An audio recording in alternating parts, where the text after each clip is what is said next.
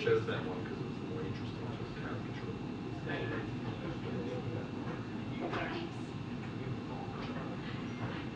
It did look a lot better.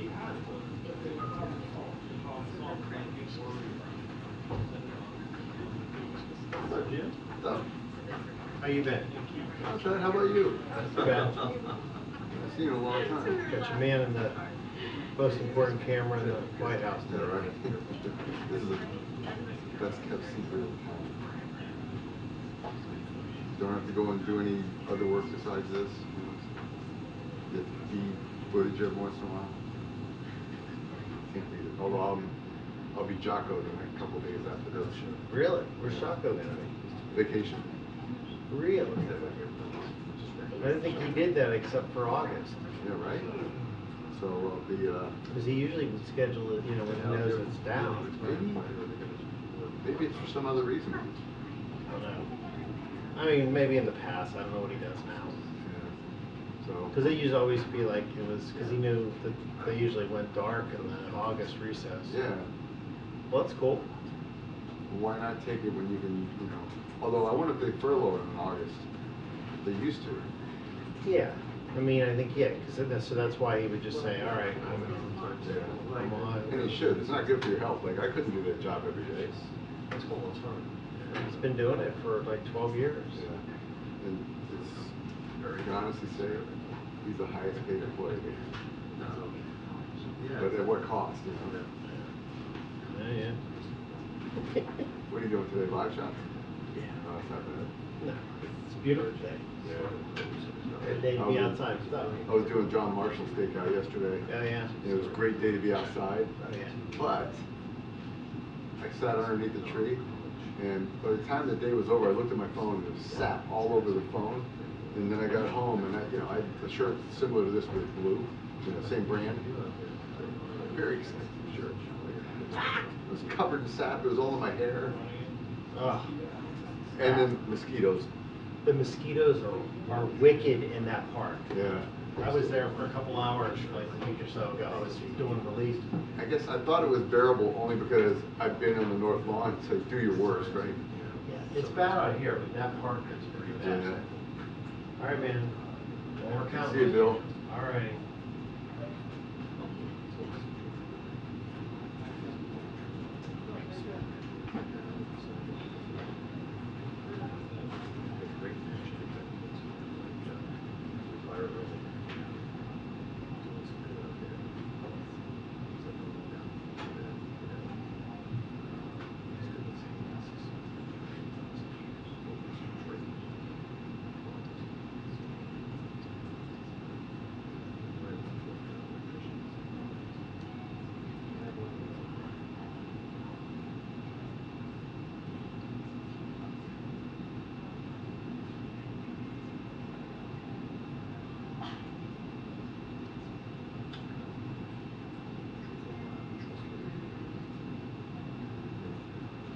I'm not sure.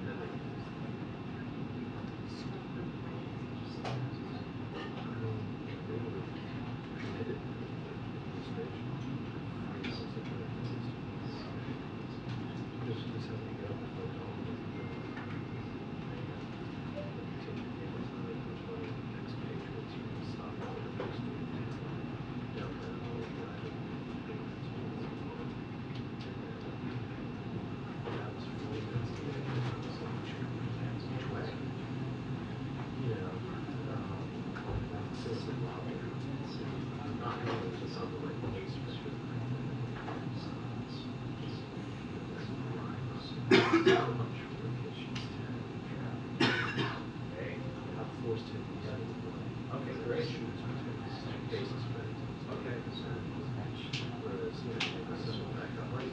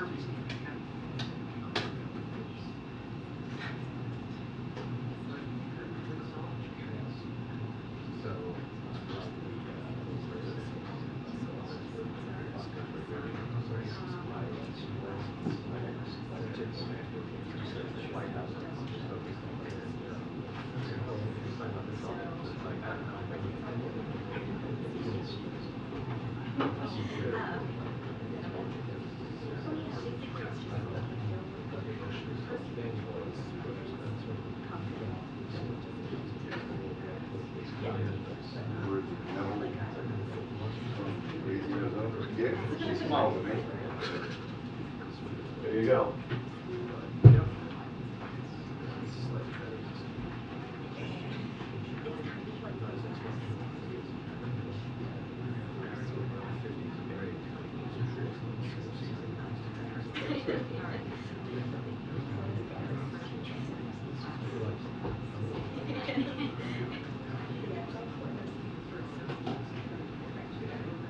Yeah. Good. How are you? Good. Should we get up here? No, no, I stay here. It is. Wow.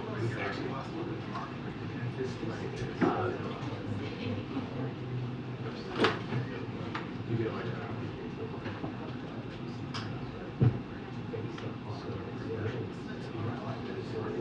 like a fair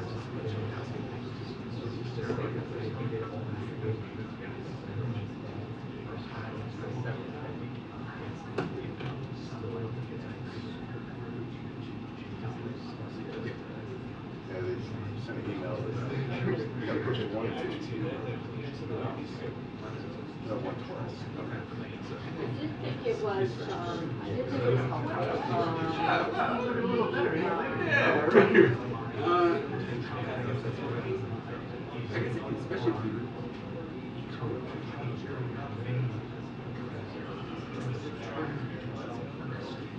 it was like we were all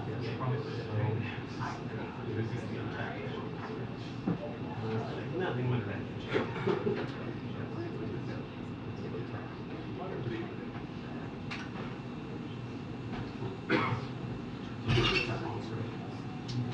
I'm like, No, I get that, but I'm just yeah, it's great.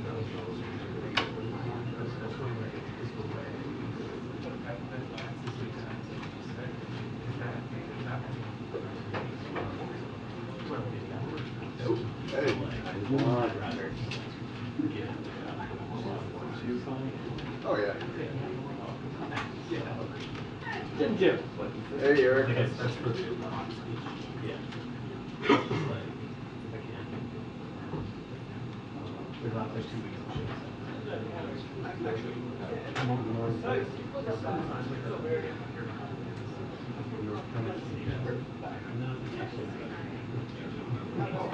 Whoa, yeah. No.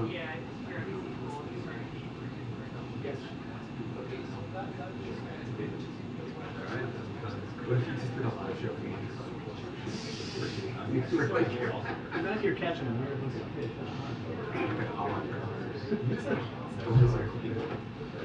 I bet, you know what? You just like trying to draw that. Yeah, listen. That was fun. I think I'm next up. The national security. Really nice.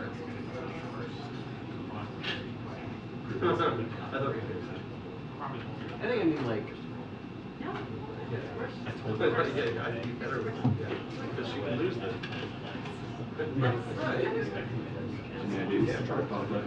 Last day. What's Saturn?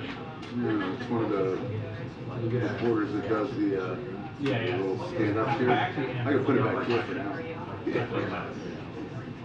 What message do you have for Yeah. It'll show, it'll look like an eyesore on TV.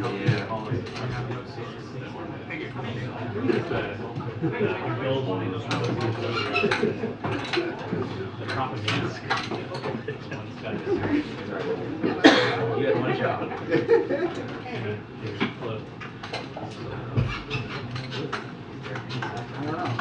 I'm gonna stand up. You're a little short.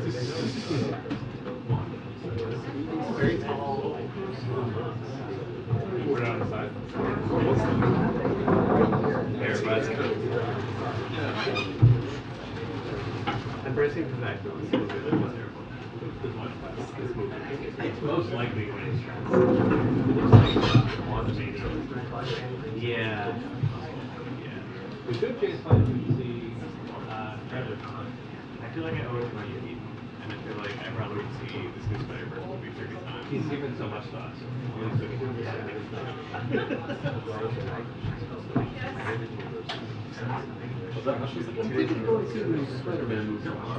Oh, you want to borrow the keys?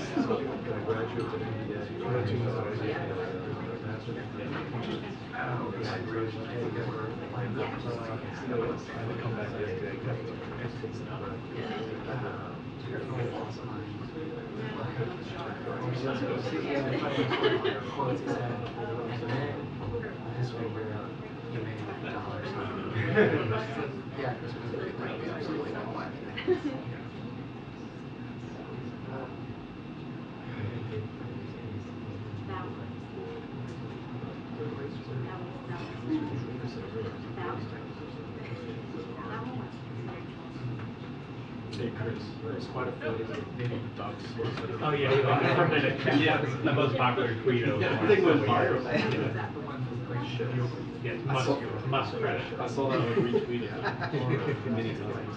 There were many duck jokes. Yeah, many duck jokes. I mean, you don't usually see it straight. Yeah. In front of White. Andy Harnick took a really good photo of the ducks like diving. Yeah. So I was able to walk over and I was like, look at this. It's I can do it. I did? Wow. I saw it. I did not see it, and I started getting a lot of duck questions from friends. I was confused. And everyone's like, well, have you seen the photo on Twitter? That's how you know it's got big. Yeah. Stick photos nice. Twitter really seems like it was classic. Everyone's kind of same way we got Was the caption the debt ceiling caption yours? Because I remember saying no. Okay. Is it like a went viral? It was kind of a perfect photo for that. Debt ceiling movement. I know what people want. Yeah. That's only You've been holding the photos. No, yeah. Get the camera. I scheduled Friday. I scheduled my tweets. I like someone told me like Tony Soprano was now a reporter at the White House taking pictures of ducks. Somebody named Tony Soprano actually. He is a former Star Ledger reporter. Yes, exactly. Tony Soprano's a loyal reader of the Star Ledger. You gotta learn.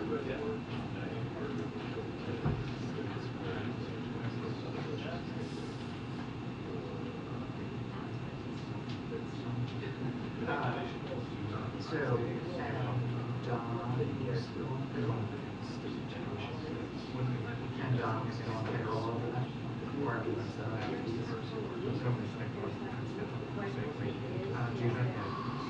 Oh, that was great. Have you checked the schedule?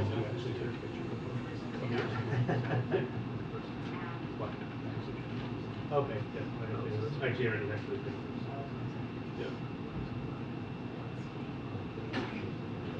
I'll take another one. But I think Alex is good. It's good. It's good. You'll call. Happy Center. Happy. Shakes down. Cool. Really appreciate the support.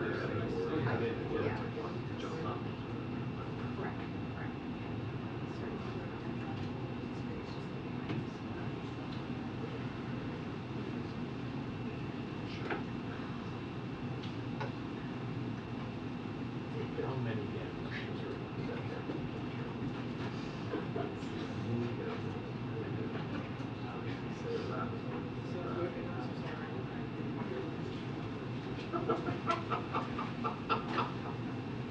That's hilarious. Would relatively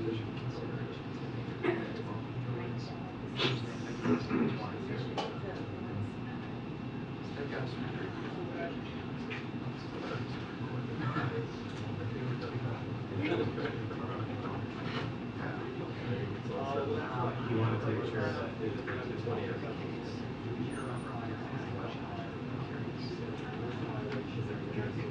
That's the reason why.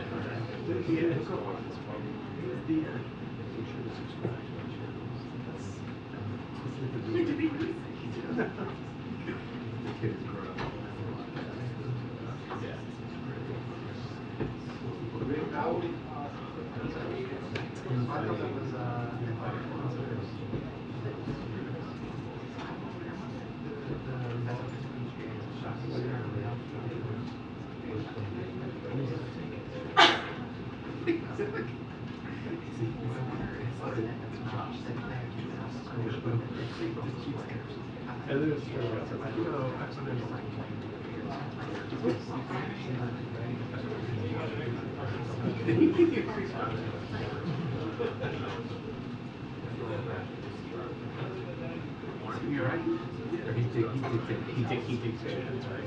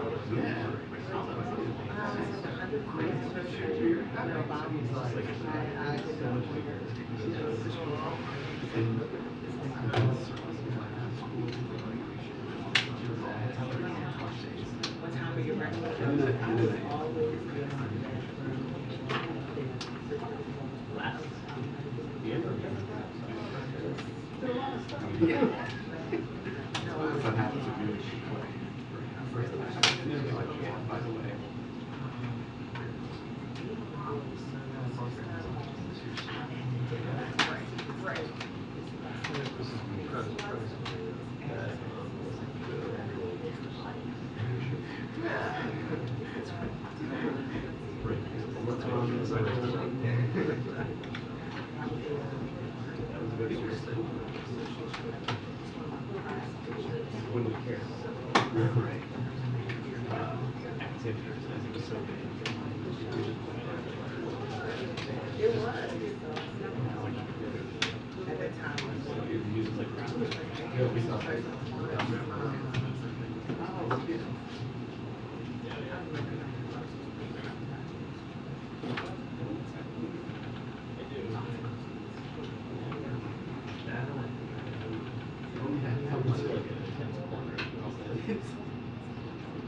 And you get into like a paraglide. I like that they're both Yeah.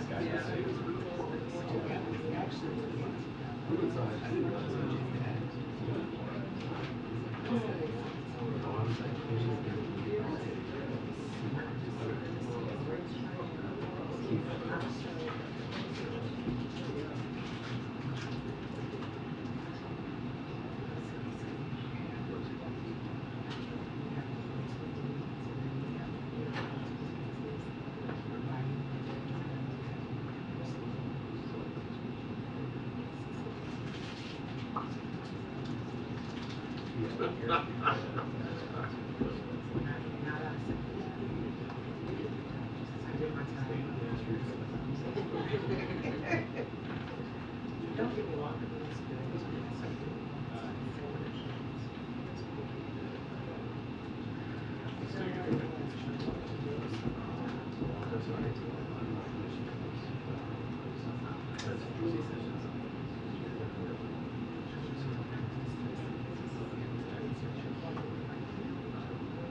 They got a response.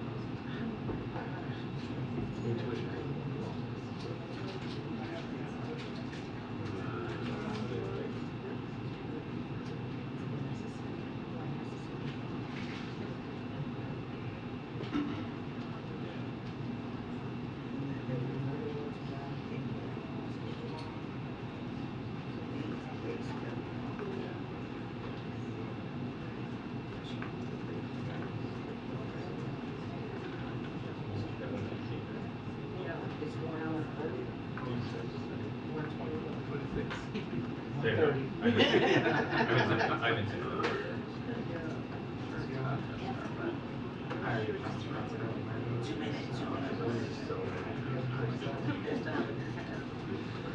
But I saw the house.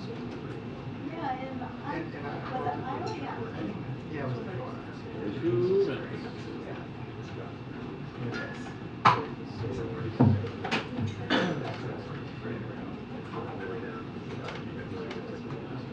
Hey,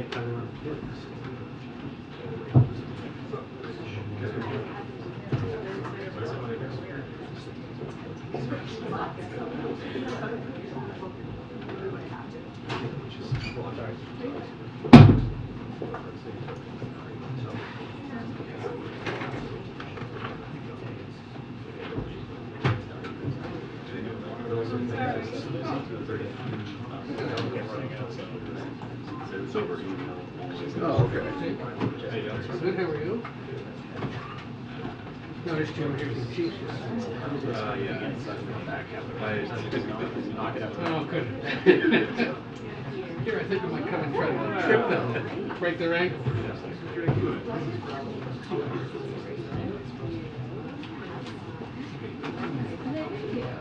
Full elbows today. Love that. Nice.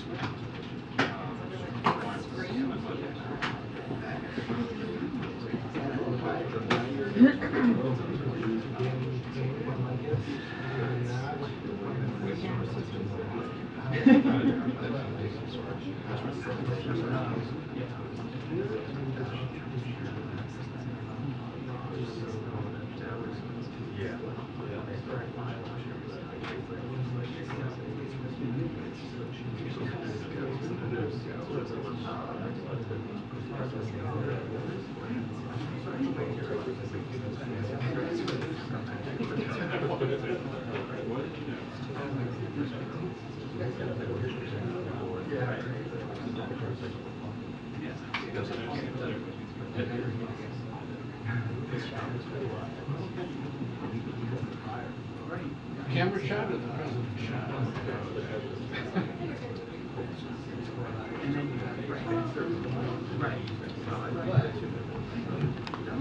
Hey, good afternoon, everyone. Good afternoon. Thank you. Thank you there, Miss Ryan. So first, I want to wish a very happy birthday. I'm going to embarrass him right now. Justin Sink, happy birthday. Happy 21st birthday. Don't look a day over 21. So happy birthday, my friend. And I also want to congratulate Scott. Scott, this is your last day, right, in the briefing room. It's been a pleasure having you here.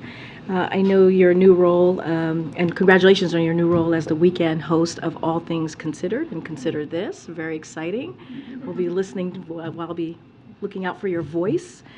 But today, as I said, is your last day in the briefing room. We will miss you and around here, and we wish you the best in your next chapter. So good. Congratulations, my friend. All right, so just a couple of things before we move forward with the briefing. Today we launched invest.gov, which shows how President Biden's Investing in America agenda is bringing jobs and investments to every state. Invest.gov features an interactive map that shows the $470 billion and counting in private sector investments in manufacturing and clean energy mobilized by the president's agenda. It also shows the 32,000 infrastructure projects announced or underway thanks to the president's bipartisan infrastructure law. The president's Investing in America agenda is bringing manufacturing back to America, strengthening America's energy security and supply chains, repairing roads and bridges, delivering clean water, deploying high-speed internet, and so much more. The site brings this. The site breaks this down by state and territory with detailed stats about how the president's agenda is rebuilding infrastructure, spurring investments, creating jobs, and lowering costs. The bipartisan budget agreement the president secured protects these investments that you just heard me speak of.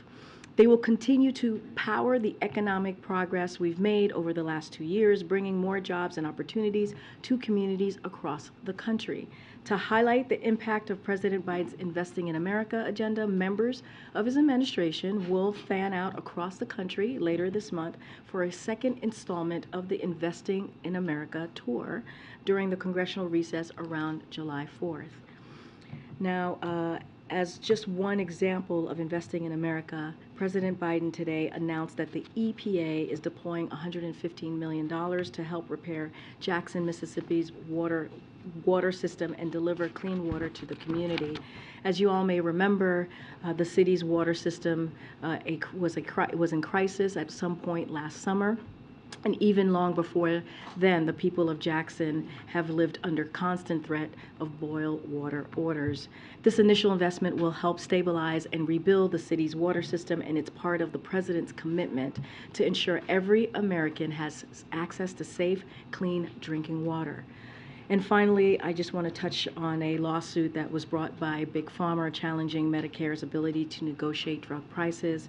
Last year, President Biden signed into law the Inflation Reduction Act, which for the first time in our nation's history allows Medicare to negotiate lower prescription drug prices for seniors, caps the cost of insulin at $35, and requires prescription drug companies to pay rebates to Medicare if any raise their prices faster than inflation. Year after year, pharmaceutical giants make record profits as they charge middle-class families astronomical prices, often for drugs invented generations ago. For decades, the pharma lobby has blocked efforts to let Medicare negotiate lower drug costs. The Biden administration finally got it done. President Biden took on Big Pharma in legislative process, and he won. So now Big Pharma is challenging this historic action in court. The Biden-Harris administration is going to fight attempts to go back to the way things were before. And so we are confident we will succeed. There is nothing in the Constitution that prevents Medicare from negotiating lower drug prices. Anytime profits of the pharmaceutical industry are challenged, they make claims about it hindering their ability to innovate. Not only are these arguments untrue, but the American people do not buy them. So President Biden is going to remain focused on lowering America's health care costs, ensuring the benefits of the law reach the American people. With that, I have my colleague Admiral Kirby is here joining us again today to talk about the news out of Ukraine that you all have been reporting on with the dam explosion, and so to answer some of your questions at the top. So we'll have us join. As you know, we don't have a lot of time because the President's going to be holding his cabinet meeting, so I'm sure Kirby will be as brief as he can and take as many questions as he can.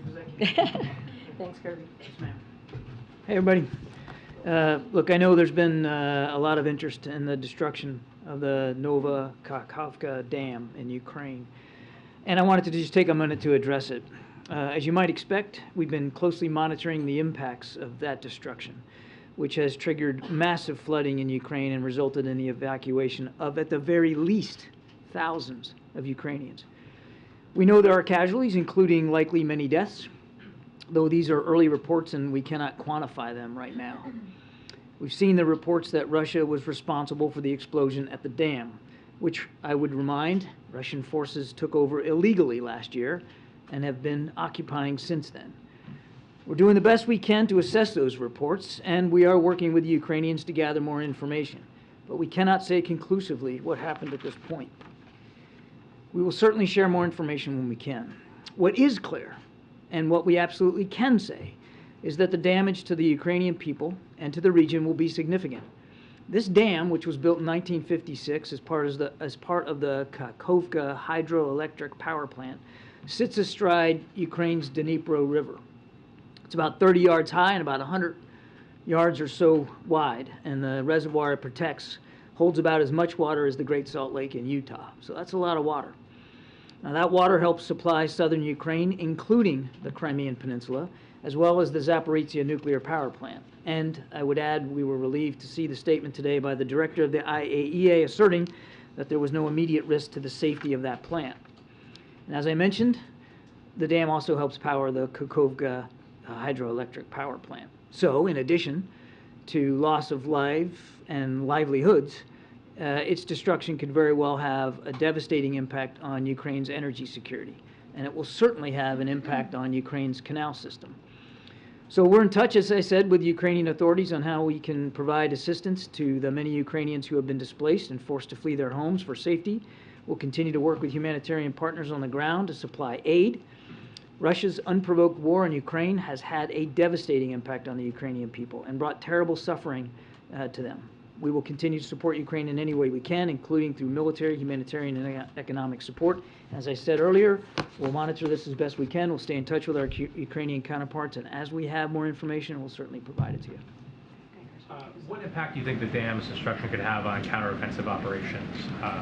I think it's too soon to know, to be honest with you. Again, I won't speak to Ukrainian military operations in any way whatsoever, but right now the immediate focus is rightly on all the Ukrainians whose lives and towns and villages are affected by this flooding and making sure that they have the aid and assistance that they need. But right now, too soon to assess what kind of impact it's going to have on the battlefield. And one more in the Discord leaks. There's a report in the Washington Post that the U.S. had reports that Ukrainians were planning an attack on the Nord Stream pipeline. Do you have any comment on the intelligence report of that? And there are also suggestions that Russia may have been responsible for that. You know, why was Russia initially, figures pointed at Russia when the U.S. might have had information that Ukrainians were planning this? So I'm certainly not going to engage in a discussion about intelligence matters here from the podium, specifically with regard to that disclosure or any of the other. And in this case, certainly not going to speak to one that the Washington Post even said was not corroborated by U.S. intelligence agencies. Now, I think you know there are 3 countries conducting an investigation of the Nord Stream sabotage, and we called it sabotage at the moment: Germany, Sweden, and Denmark. Those investigations are ongoing. And again, the last thing that we're going to want to do from this podium is get ahead of those investigations. Thanks. John, you just said that you can't say conclusively what happened at this point with regards to the dam. You also did note, though, that the Russian forces have been occupying this dam since last year. So is your assessment at this point that it is more likely than not that Russian forces are responsible for this rather than Ukrainian forces? We haven't made that determination. And have you determined whether this was an intentional act? Again, we're still trying to gather information and talking to the Ukrainians about that. And then thirdly, President Zelensky said that he believes it's impossible to blow up this dam from the outside by shelling, for example. Is that also the U.S.'s assessment that this would have to be done from within? Haven't come to a final conclusion. Thank you. Thanks, Karine. Hi, John. A couple of questions on Iran. Iran launched today a hypersonic ballistic missile that can reach 1,400 kilometers. Your assessment of that and its implication to the region. And second, Senator Risch has been very critical of the administration towards... I'm sorry, who has? Senator Risch. He just actually tweeted, and he said basically that the administration doesn't have a clear policy towards Iran. And just let me just briefly just tell you what he said. He said the Biden administration has been caught flat-footed and has failed to articulate a broader Iran strategy, and he's referring to the expiration of the ballistic missile at the UN in October. So how do you... I wonder if he's talked to the Iranians about that, because I don't think that they would respond that we've been flat-footed. I think if anything, the Biden administration has been very clear, very concise, and very firm on pushing back on Iran's destabilizing activities in the region, to include the development of an improving ballistic missile program. I'm not going to talk about these specific reports of this alleged hypersonic missile, but we have laid down very clear sanctions and other activities to push back on what Iran's doing in the region, again, to include their ballistic missile program. So I would not assess that the Iranians would say we've been flat-footed or ignorant of what they're doing in the region. Thanks, Kirby. You mentioned that we're going to evaluate how we can assist Ukraine after the attack on the dam. Speaker McCarthy on the Hill today said that warned against trying to use Ukraine funding to bypass the defense caps that were part of the deal. So to kind of reconcile those into some questions, is there a concern that this dam attack might accelerate the timeline for when the White House needs to go back to Congress for additional Ukraine assistance? Do you have a general sense of what that timeline is? I know that in the past you've said you still have kind of a good amount of funding to work through, and are the Speaker's comments consistent with what you guys kind of understood out of the deal that was broken? So, to level set, we've been grateful for the bipartisan and bicameral support that we've had for Ukraine. We have every expectation that that's going to continue. That's one. Two, we've got enough funds, as I said earlier, to help support Ukraine on the battlefield throughout the rest of this fiscal year. Again, we're just now assessing the damage done by this dam explosion, so it would be imprudent for me to try to speculate as to what impact that might have. It's certainly difficult at this early stage to see that there's going to be an impact on supplemental funding either this year or going forward into next year based on the explosion. But again, we're in the early hours here, and we're going to take a look at this. And we've said before that if we feel like we need to go back to Congress for additional funding for Ukraine, we'll do that. But we'll do that at the appropriate time, and now's not the appropriate time to have that conversation with them. You used the phrase supplemental funding, so is that an indication that you see this as differently from the House Speaker, who is saying now that he wants additional Ukrainian funding to come out of the... What I'm saying is our focus is on executing the funding we've got this fiscal year and making sure Ukraine can succeed on the battlefield. And we're just not at a decision point to talk about the need for additional funding later on in whatever form that might take. We're grateful for the supplemental funding we got for this fiscal year, terrific support on Capitol Hill, again, both chambers, both parties, and we fully expect that will continue. Just a question on the NORAD intercept over the weekend. That plane stopped responding to air traffic controllers 15 minutes after taking off, but it took an hour and a half until F-16s were able to intercept it. Is that okay with you? Do you think that the underlying protocol needs to change here? Yeah, I'm not going to litigate the actual event over the weekend here from the podium. DOD will take a look at the process. Again, as I said yesterday, they responded in a very textbook fashion here, but I also said they'll take a look at this, and if they determine that there might have been a procedure that needed to be done differently, they can speak to that. Two for you, John. First, back on the Nord Stream pipeline. You say there are 3 European investigations underway. Yep. The U.S. know when any one of those may be concluded? I'd have to refer you to those three countries. Is the U.S. actively investigating who did it? Why not? There are 3 European countries that have embarked on independent investigations of this, and we're comfortable in their ability to take a hard look at this and to come up with conclusions. So there's this gas pipeline situation, there's the drone attack in Moscow a few weeks ago, there's the missile attacks into Moscow. Is it fair to say Ukraine itself may be doing a lot more of these more brazen things than the U.S. is willing to admit? I'll let Ukraine speak to their activities. What I can tell you, Ed, we've said it before, we don't support attacks inside Russia, and we don't encourage or enable Ukraine to be able to do that. We've made those concerns known to Ukrainian officials, certainly privately, absolutely publicly, and we've received assurances in return. On the other issue I wanted to ask about, does the Biden administration have any concern with a major U.S. sports league getting into business with the Saudi Public Investment Fund? I think we'll let the Saudi government speak to that.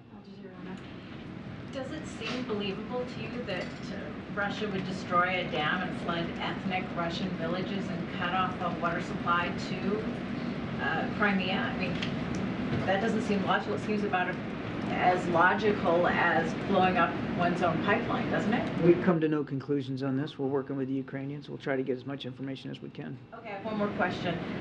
French and German leaders have called for new elections in Kosovo, given the low voter turnout. It's causing a lot of tension. What's the U.S. position on that? I think I will have to get back to you. I'd refer you to the State Department, but I'm happy to take that question back. I mean, obviously, we support free and fair elections everywhere they're held, but I don't have anything specific on that.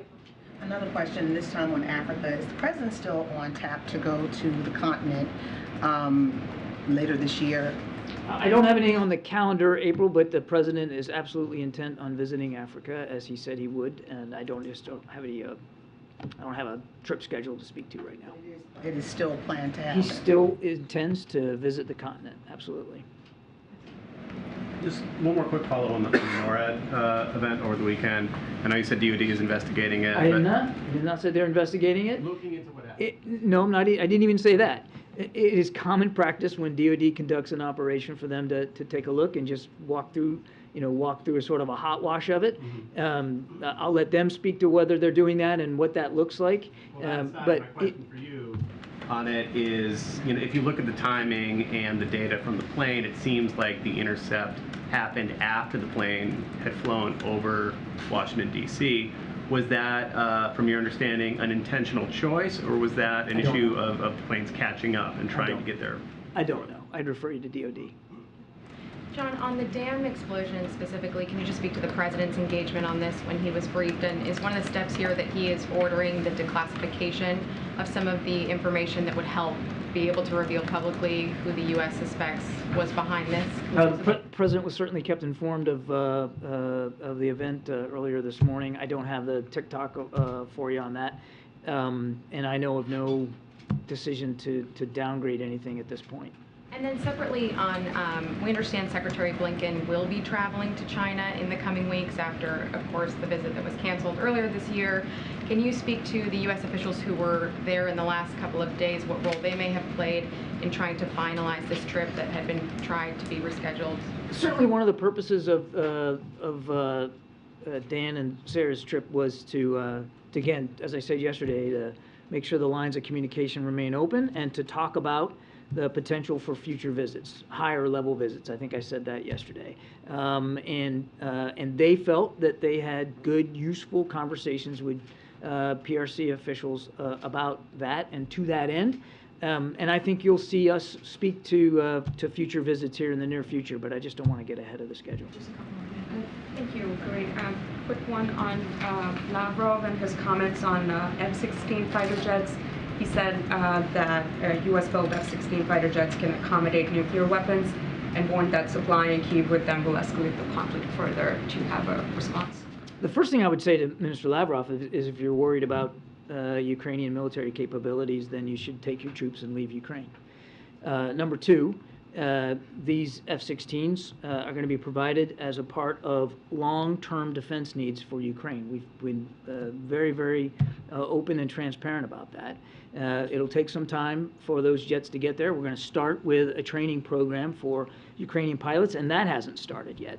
And it really is about helping Ukraine with its self-defense needs. And the last thing I'd say is that President Biden has been extremely consistent that we don't want to see this war escalate, certainly not into the nuclear realm. And it's not the United States who's tossing around reckless nuclear rhetoric. It's people like Foreign Minister Lavrov and President Putin and Putin's press secretary Peskov. They're the ones that are out there bantering around about nuclear capabilities, not the United States. Nobody wants to see this escalate beyond the violence that's already visited upon the Ukrainian people. There's no reason for that. I mean, are you saying that F-16s cannot accommodate nuclear weapons? I'm not going to talk about the nuclear capabilities of any platform in the American arsenal. The purpose of providing advanced fighter aircraft is to help Ukraine defend itself, defend its airspace and its territorial integrity, period. And there's no interest by the United States in escalating this conflict, certainly not into the nuclear realm. Thank you so much. On the dam in Ukraine, I understand it's too early, you say, to assess who's responsible for it. But can you already say that ultimately this will qualify as a war crime? I don't have a determination on that to speak to today. I would just say, you know, again, we're still trying to assess what happened here, but the Russians had illegally taken over that dam and the reservoir many months ago, and they were occupying it when this explosion happened. And it's very clear that the deliberate destruction of civilian infrastructure is not allowed by the laws of war, and in the additional protocol to the Geneva Convention that the Russians have themselves signed, the destruction of civilian infrastructure, such as dams, and dams are clearly articulated in there, are violations of that code. But again, we haven't made a decision. We're still talking to the Ukrainians about this. Yeah, thank you. Excuse me. Did your previous response to Ed's question on the Gulf leaks mean that the White House has no position on today's announced merger between? I don't have anything to say about that today. I have no comment on that today.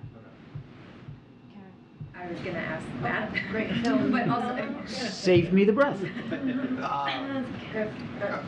Moments ago, you reiterated the administration position that you do not support attacks inside of Russia. I'm wondering if the administration has communicated that there would be any potential consequences to Ukraine if attacks like that do continue. For instance, have you made military aid conditional on preventing some of those attacks, or is Russia on the hook here because this is an illegal invasion? Well, as I said earlier, if Russia's concerned about Ukrainian military capabilities, the best thing that they can do would be to leave Ukraine. We have made our concerns about strikes inside Russia very clear to Ukrainian officials. They've acknowledged that we have, and they have assured us that they won't use U.S.-made equipment to strike inside Russia. We don't want to see the war escalate, and there's no apologies for that. But I won't go into detail about the private discussions that we're having with Ukrainians. So you can't tell us whether or not, other than expressing you don't want an escalation, you can't tell us if there's any conditional... Oh, this is the repercussions. Look, I mean, I think just take a look at everything we've done in the last 15 months, and I guarantee you're going to see additional security assistance packages in coming days and weeks. We're going to continue to make sure that Ukraine can succeed on the battlefield, as President Biden has said, for as long as it takes. Eli. John, yesterday when the Danish Prime Minister was here, you reiterated that the President is not yet settled on a candidate to be the next Secretary General of NATO. But you also went out of your way to praise Secretary General Stoltenberg and the job that he's done. Does the President, by chance, want the Secretary General to extend his term another year, given everything that's going on in Europe? The Secretary General has done a superb job, and particularly at an unbelievably critical time in history, particularly on the European continent. But the President has not settled on a candidate as the next Secretary General, and I just won't get ahead of his decision making. Has he made any? The President has made no decisions with respect to the position of the NATO Secretary General. He's not pressuring Secretary General Stoltenberg. He's made no decisions, one way whatsoever. Is there a timeline for figuring that out? The NATO summit is in July. Is it important for, when all the leaders come together, for there to be some clarity on? I think we all know. I mean, the timeline's really driven more by the Secretary General's tenure, which obviously this latest extension is coming to a close, and so that's going to be driving the discussions inside the alliance. But President hasn't made a decision one way or the other. Last question. In regards to Chinese incursions in the Indo-Pacific, what should you say to those who are criticizing both parties, the United States and China, that are acting poorly and instigating actually escalation? What will this administration do to lower those tensions in the Indo-Pacific? Well, we've been talking about it now for 2 days, trying to keep the lines of communication open, having a visit to Beijing just this week to see if we can't get more transparency and get more communication open, including through the military-to-military lanes. What are we doing? I mean, Secretary Austin again attempted to have a discussion with his counterpart in the PLA, and they rebuffed that. So. To those saying we're not doing enough, it's interesting, you're criticizing, or not you, but people are criticizing us for not doing enough, and then I hear from others, we're doing too much, or we're bowing down to China, that we're trying too hard. I mean, I think anybody that's taken a look at this bilateral relationship, the most consequential bilateral relationship in the world right now, can see that the tensions are high. And we all want to see the tensions come down. And the president believes that the best way to do that is through diplomacy. And it boggles my mind that anybody anywhere would think, A, that we're not engaging in diplomacy, and B, that diplomacy and the use of it and the attempt at dialogue and diplomacy is somehow weakness. It just absolutely boggles my mind. We're working on this very, very hard, and the president's confident that we'll be able to get back to the spirit of Bali between the PRC and the United States. Thanks, everybody. Mauritius, come on. All right. Got away with it today. Mauritius. Okay. Go ahead, Chris. So I obviously know that John didn't have any comments on the Gulf merger, but I want to see if you had any comments on that. The White House concerns about Saudi's human rights record. Now you have a merger between an American PGA and the Saudi-backed Liftor.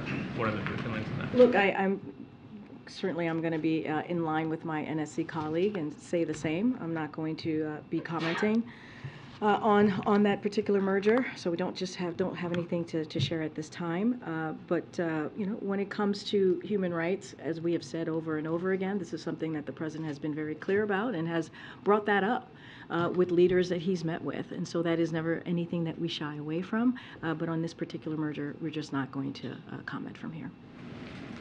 Just one small thing, because I don't think Kirby mentioned this specifically. Has the president spoken to President Zelensky about the explosion at the dam, or do they have a plan to talk today? I mean, I know they talk frequently. Yeah, I was going to say, as you know, they talk frequently. We talk to their team pretty frequently, especially over the last 15 months. Don't have a call to read out with President Zelensky that the president would have had. Just don't have anything at this time to share. Just on the Merck lawsuit, Karine, I know you said that the administration is confident that it will succeed in the courts, but as it plays out in the courts, how concerned are you about the impact that this will have on President Biden's efforts to lower drug prices? Look, we're going to continue. I laid out kind of our position on Merck and the lawsuit. We're always going to be very careful on commenting on an ongoing lawsuit. But I will say that we're going to continue. It's not going to stop the president from continuing to lower prices for Americans, especially healthcare costs, as we've seen him do with the Inflation Reduction Act, which is a historic piece of legislation as we talk about, making sure that we are lowering costs for Americans, making sure that insulin's at $35. That's something that came out for seniors. That's something that came out of that piece of legislation. So we are just going to continue to do the work. That's something that the president has made when it comes to lowering costs. His number one priority as in economic policy is to do just that. So we're going to let the lawsuit and that process go and continue, but we feel very confident, and we're going to continue doing our work here. Preparing for more litigation filings by the end of this year? Well, I'm certainly not going to get ahead of what DOJ might be doing, not going to get into hypotheticals from here, but what we can say is that we are we're confident, and we're certainly going to continue to do the work that we have been doing the last 2 years, that the president has been doing the last 2 years to lower costs for Americans and American families. And you've seen that. We have actually executed on doing that. The president has with the historic pieces of legislation that we've gotten done. Okay. Thanks, Karine. Merck says that the Medicare drug price negotiation provision is going to hurt their ability to invest in developing new drugs. Are you guys confident that this will not have that impact, and if not, why not? So look, I mean, for a long time, pharma lobbyists has blocked efforts to let Medicare negotiate lower drug costs. And why is that, right? That is a question for them. Why would they block something that is actually going to help Americans, that is actually going to, and I had mentioned at the top, some of these drugs are decades old. And so, look, we're going to do our job. We're going to let the DOJ do their job. The president's going to continue. He's never going to stop in putting forward legislation or policies that's actually going to make sense for American families, make sense for our seniors, make sense for Americans who truly need health care. So that's just not going to stop. And we've talked about big pharma. We've talked about pharmaceutical gains. We've talked about the record profits that they're able to get. And they're doing it all on the backs of many of them on the backs of middle-class families. And the president is saying, no, we need an economy that works for all, that leaves no one behind, that has equity at the center of it. And this is part of his plan. Is there any risk, though, to their ability to innovate and to create these life-saving drugs? Look, I can't speak for them. I know that's what they're laying out. We believe that when it comes to drug prices, we believe that families and Americans should be able to not have to struggle, not have to go bankrupt to pay for a drug that they need that's going to save their lives or save someone that they love. And so that's the focus that this president's going to have. What can we do to make, we talk about giving families a little bit of breathing room, and that's what the president's going to focus on. All right, good. Are you concerned that other drug companies might now follow Merck's lead and file suit? So look, I can't speak for other drug companies. I'm not going to speak for them here. What I can speak to is what the president's going to continue to do, and that is make sure that we deliver for American families, make sure that we lower cost. That has been something that we have said, the president has said for some time when it comes to his economic policy. The number one component of that is how do we continue to lower costs for Americans. I want to ask about UFOs, but I have to ask about the border first. On the 11th Circuit ruling yesterday blocking quick releases of migrants, does the administration plan to appeal to the Supreme Court? It's ongoing litigation, so certainly I'm not going to comment on that at this time. The New York City mayor floated plans to have migrants be housed with residents. Is that something the administration would support? And if that ends up becoming necessary, would that be a poor reflection on the administration's ability to manage this? So I haven't seen those reports. I kind of saw some chyrons on the cable news network, I think yours, coming out to the podium. What I can say is that we have been in touch with the interior cities, right? The cities like New York City, like Chicago and others who are dealing with this issue, and we've had conversations with them. We are in touch with them. As you know, there is more than $200 million in funding that has gone to these interior cities. A majority of that has gone to New York City, but just not going to speak to the mayor's policies. I just don't know enough about it to speak to it at this time. And the retirements upcoming, the border chief and the ICE chief, is that going to impact the administration's ability to manage the border in the near term? So look, from what I understand, their retirements has been planned for some time now.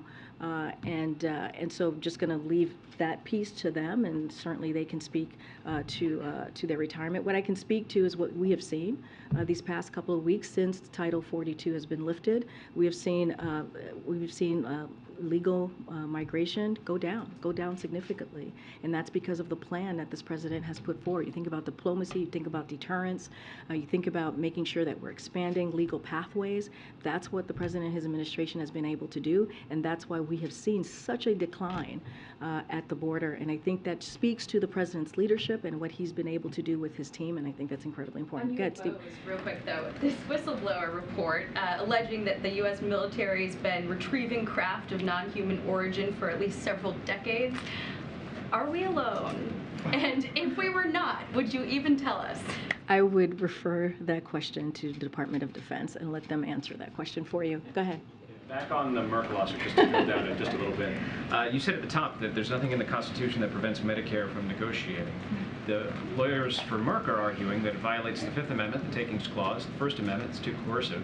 Do you have a specific response to those arguments? I don't have a response to that. I can just say clearly there's a lawsuit. Clearly it's being litigated. I will leave it to the Department of Justice to deal with. I've been very clear that it is in the Constitution to do what it is that we're moving forward with.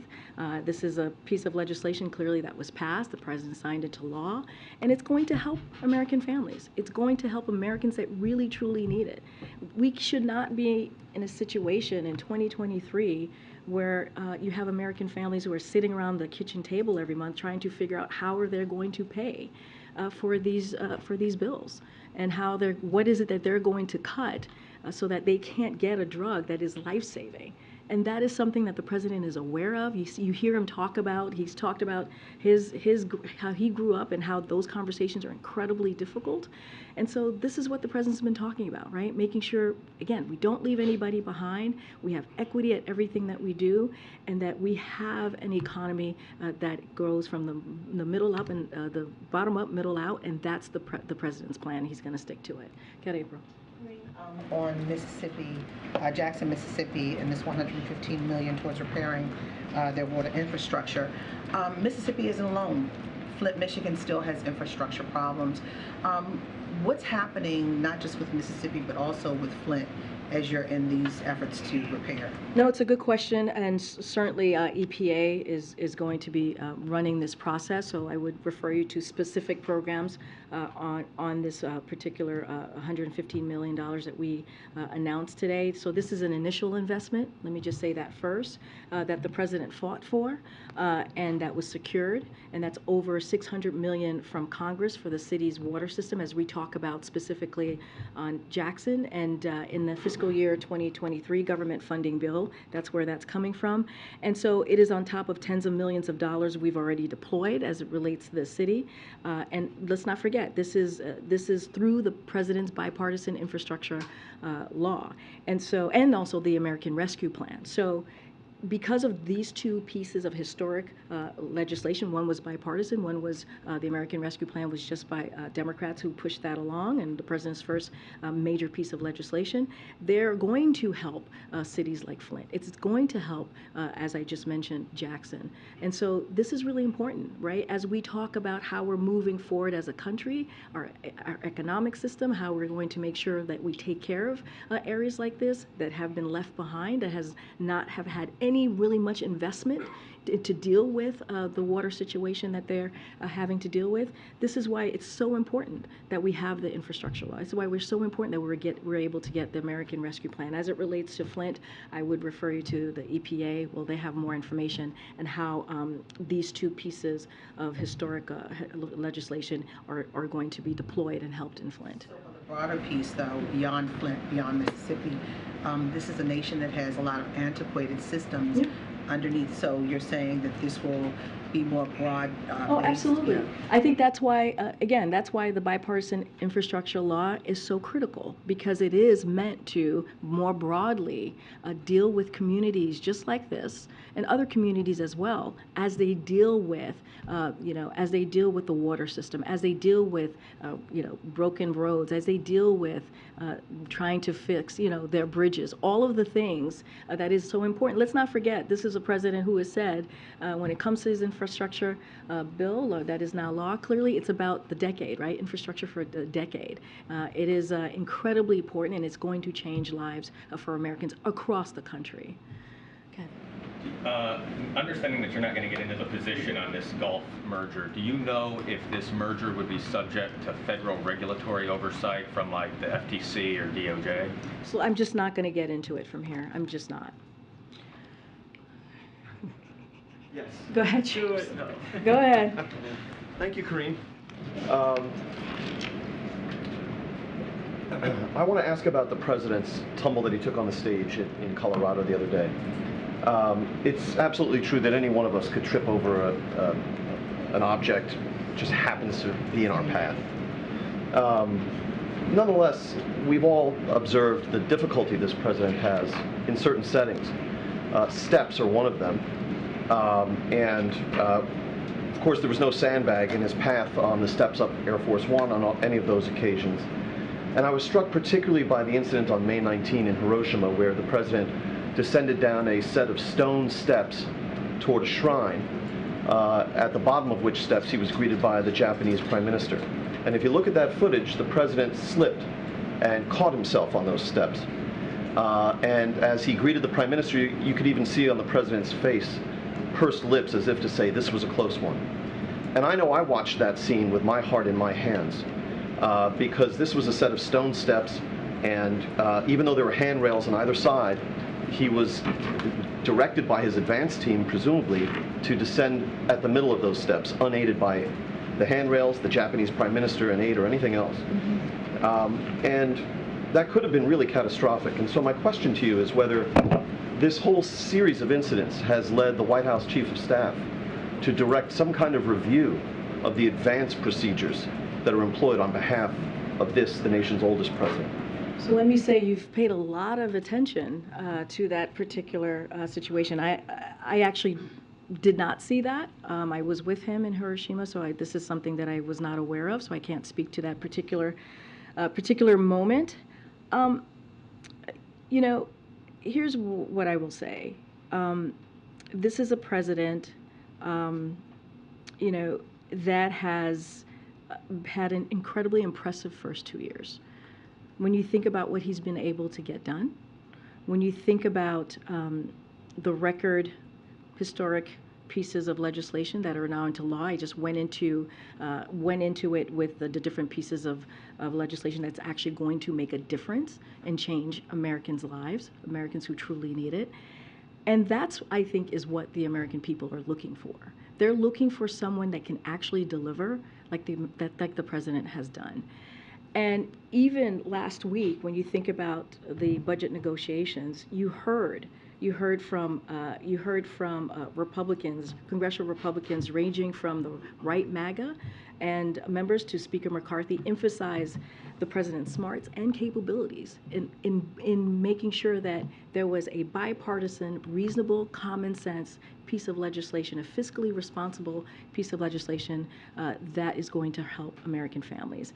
And so you see him again and again and again over the past few years deliver, whether it's 2020 where people underestimated him and he got that done, whether it's 2022 again when people underestimated, got that done, whether it's this budget agreement, he got that done. And I think that is the most important thing that the Americans are going to care about and that Americans are going to look to. And so I will leave that there. Sort of looking at, I'm asking well, a specific question. Isn't that what it's important? As a reporter, don't you think it's important what Americans care about? But my question was... I'm just saying that is something that Americans want. Isn't that not true? That they have a leader that's going to deliver for them? Your proposition may or may not be true, but it's not responsive to my question. I think it's very true. You're asking... No, I know what your question is. You're asking me if we're going to change anything from here, if the Chief of Staff has asked for to change anything from here. And here's the thing. Here's the thing. We are not. Things happen. Other presidents have had similar situations, as you know, and I'm sure you've reported on the last president who's had a similar situation. And so look, things happen. This is a president that delivers and will continue to deliver for the American people, and that's what he cares about. I'll see you guys tomorrow. Thank you. You have to stop the discrimination against me. You have to stop the discrimination.